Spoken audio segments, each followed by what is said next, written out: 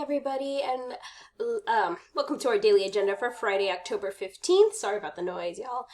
For today, we are working on Quill. We're doing some King of Maisie May review, and then we're having our final King of Maisie May quiz, okay? Today, we are wrapping up King of Maisie May, your homework.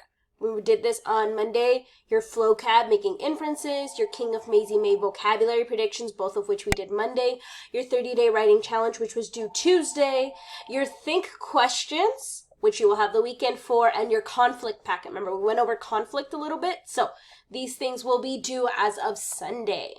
We did a bit of King of Maisie May review. I had you guys, we did the questions one more time. I had you guys have a not a sticky note, but a index card, and that had, you guys could write down your answers there. And then we also did, for some of my classes, we did a booklet so that you guys could review King of Maisie May. So here's the link for that booklet that we did.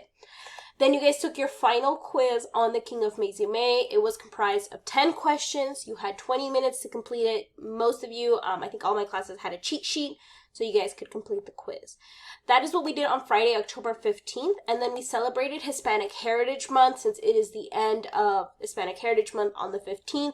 I decided to do a little bit of a fun activity, give you guys some history on some famous games such as Loteria, Parecinones, El Repollo, y La Pirinola. So that was just a way of appreciating Latinx culture and opening our eyes to other cultural experiences in literature as we had read The King of Maisie May. Alright guys, as always, if you have any questions, please feel free to reach out to me before or after school. Send me an email and I'll reach out to you guys. Other than that, I'll see you guys in class.